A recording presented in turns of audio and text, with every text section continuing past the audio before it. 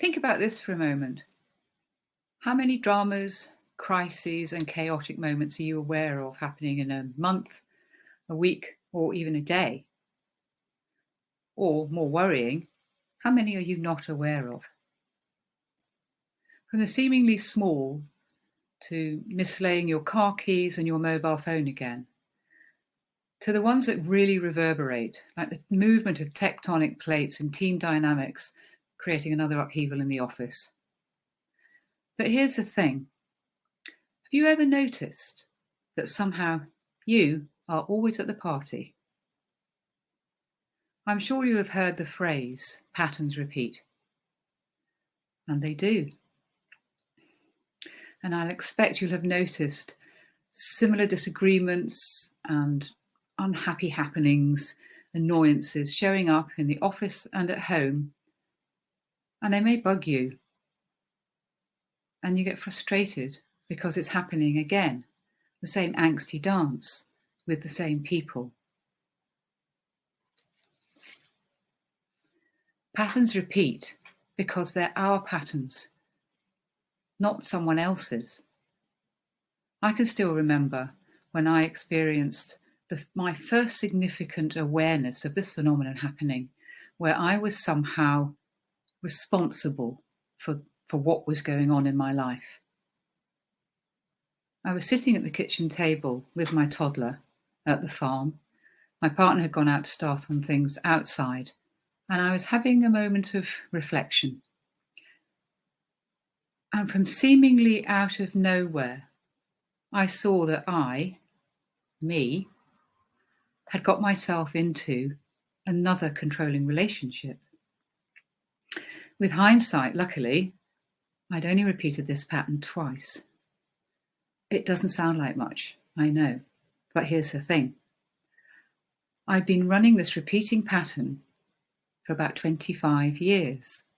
So I was clearly a pretty slow learner back then. Superficially, these two relationships looked very different to me. My first partner was forensically intelligent, he was spoiled by his mother, and he really liked to get his own way. And my second partner was neither of these things.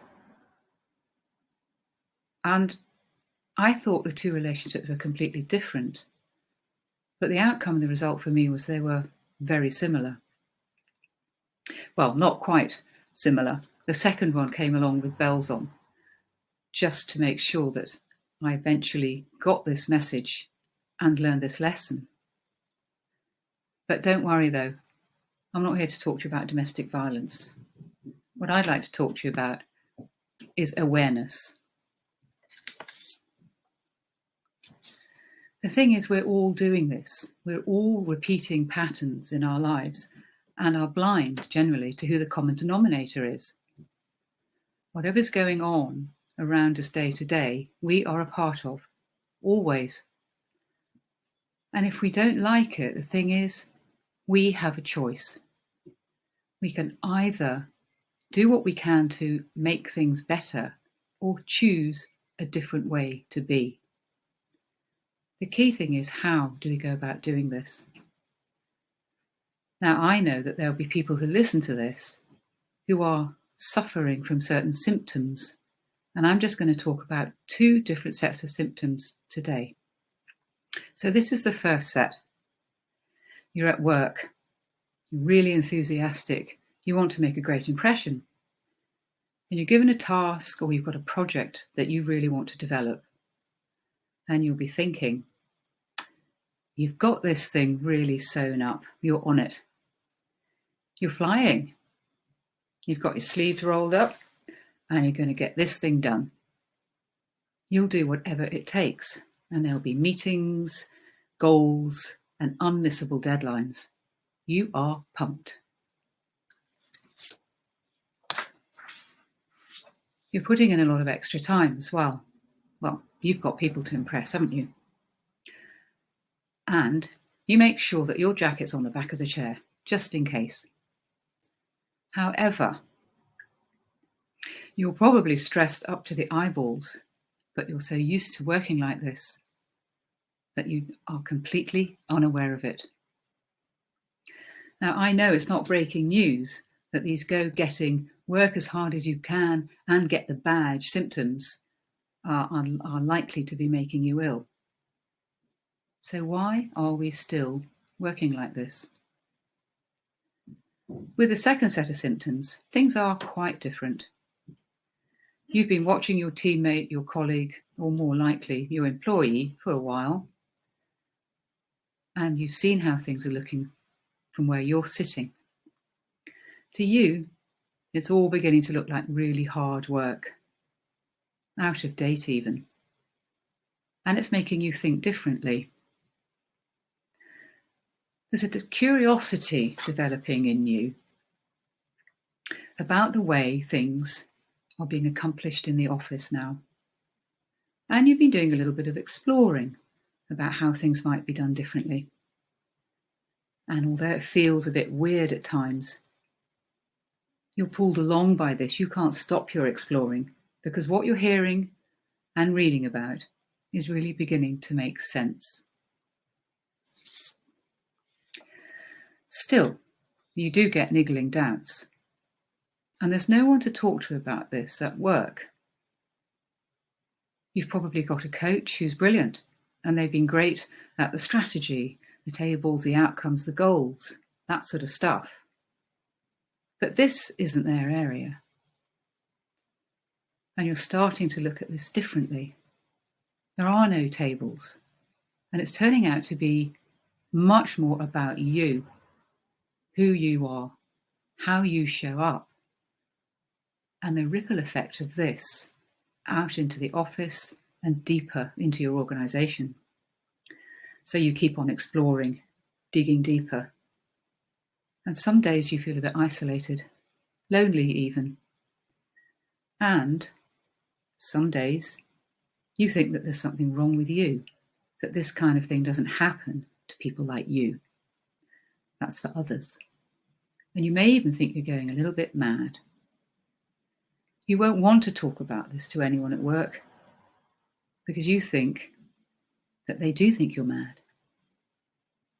But what you're discovering is telling you that you are on the right track. In your gut, you know that long term, these symptoms and this curiosity will not only be good for you, they'll be the making of you and your organization. So what do your symptoms mean?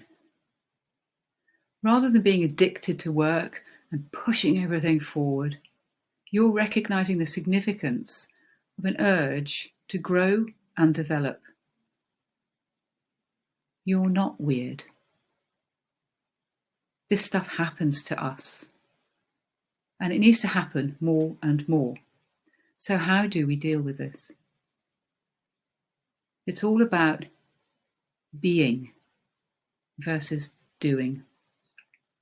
Being internal, doing external. Allowing things to emerge versus overthinking and trying too hard. The world is changing. Leadership styles need to reflect these changes. Rolling up our sleeves and getting stuck in up to our armpits and getting this thing done is no longer a viable strategy for successful change. It's exhausting, it creates stress in our bodies, and it shuts us down. Successful change always comes from the inside. So we need to stop overthinking and racking our brains. It's time to take a step back, to consider, to allow answers to show up. Taking moments to allow the busyness of our minds to subside and to listen to ourselves.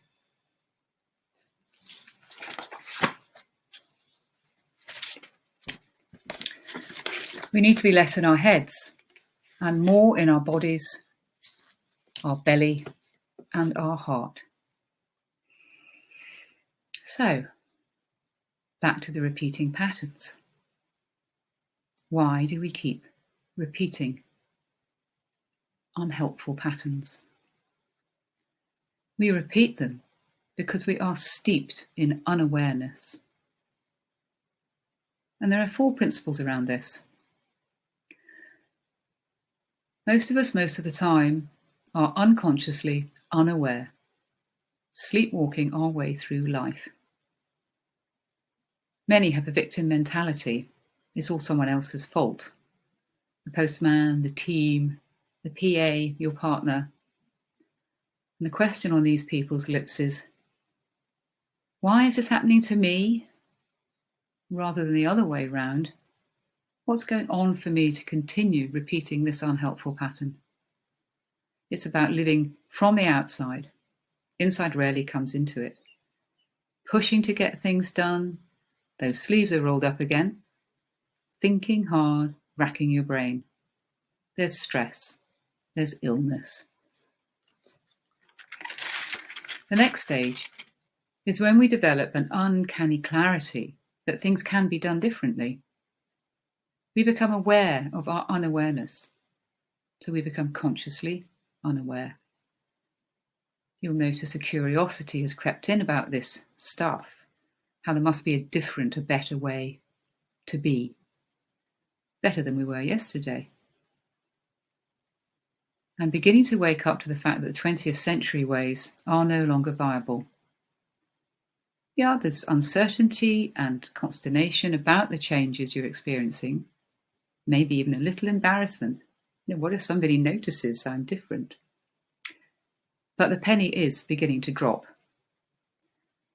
When you realize that the change begins with you and you're drawn in more deeply, you'll grow into the next stage and you become consciously aware. Here, there's a wonderful feeling of spaciousness inside you, a calm peacefulness which is intoxicating. There's new thinking. Thoughts come more slowly, but with much greater clarity, and repetitive, old, unhelpful thinking begins to die away. A field of awareness is beginning to emerge in and around you. You're in that place of being more often, which brings an entirely new way of doing. It's much easier for you to recognize thought patterns and to catch yourself thinking unhelpful thoughts, and you know how to change them. And instead of reacting to situations, you're responding. When you're consciously aware, you're beginning to recognize a growing state of presence, and you're learning how to bring yourself back to that place of presence when you realize that it's slipped away. And the 4th stage of this is growing that sense of being even more. And this is when we become unconsciously aware. I would also call this a state of grace. And I'm not qualified to talk to you about this yet. So I'll leave that up to the Dalai Lama and Desmond Tutu.